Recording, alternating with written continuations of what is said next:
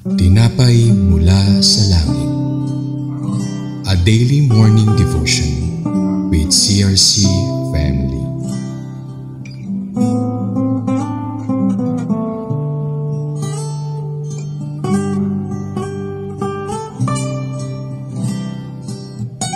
Magandang umaga po sa bawat isa. Ako po si Sister Connie Katapang ng Charismatic Restoration Church, Makati. Samahan niyo po kami sa ating programang Tinapay Mula sa Langit, ang pang-araw-araw nating devotion sa salita ng Diyos. Ngayong umaga ay matutunghayan natin ang Deuteronomy chapter 29 verse 2, 3, and 4 na pinamagatang Israel saw wonders but they did not see them. Ngunit bago po tayo magpatuloy, tayo ay dumako sa maikling panalangin. Ama namin Diyos sa langit, salamat po sa umagang ito na muli kami naririto, patuloy na sumasaliksik sa iyong salita at patuloy mo pong pakalinisin ang aming puso at ilawan ang aming isip na patuloy po kami sumunod sa iyo upang kami ay karapat-dapat sa iyo, Panginoon. Ang dakilang pag-ibig mo sa amin, salamat po sa biyaya mo ay sapat. Salamat po sa paggabay at pag-aakay mo sa amin. In Jesus' name we pray. Amen.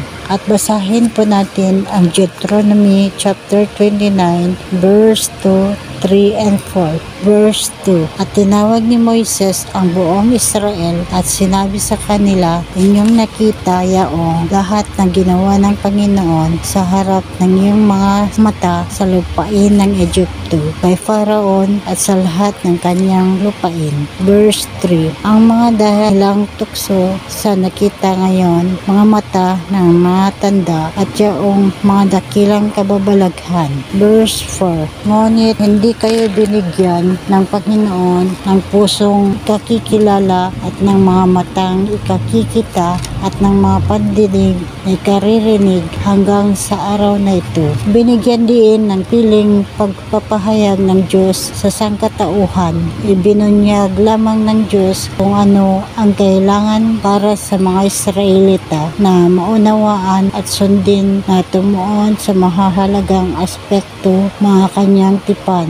Ang kaibahan nito sa konsepto ng Diyos na naghahayag ng lahat ng minumungkahi ng isang masinadya at nakatutok sa diskarte sa kanyang pakikipag-usap sa sangkatauhan. Sa Deuteronomy 29 verse 4, ang talatang ito ay implikasyon sa atin. Ngayon, maaari nating masaksihan sa iba't ibang paraan, ngunit hindi ito sapat. Kailangan nating aktibong salitan ang patuloy patnubay ng Diyos at hayaan siyang at buksan ang ating puso, isipan at tenga sa kanyang mensahe. Panginoon, salamat po sa pagtalakay ng iyong salita na siyang gabay at ilaw namin sa araw-araw namin pamumuhay. Dalangin po namin na pagpalain mo po ang bawat isa na nakakakilala sa iyo at nawa Panginoon, dalangin po namin na mas marami pa pong maakay na kaluluwa na may lapit sa iyo at tanggapin kanila sa kanilang buhay espiritual na may takot sa iyo upang sila rin ay may ligtas at magkaroon ng maayos na buhay at payapa.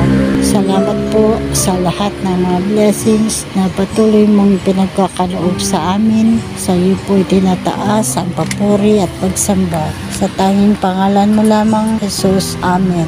Maraming salamat po sa inyong pakikibahagi sa ating programa. Lagi po nating pagnilayan ang salita ng Diyos mula sa ating puso dahil lubos ang maging kaunawaan natin dito. Muli niyo po kaming samahan bukas sa pagningilay ng kanyang salita dito sa programang Tinapay Mula sa Langit. Malaya po ninyong i-share ang video na ito upang kayo rin ay maging pagpapala sa iba. Pagpalain po tayong lahat ng ating Panginoon. Magandang umaga.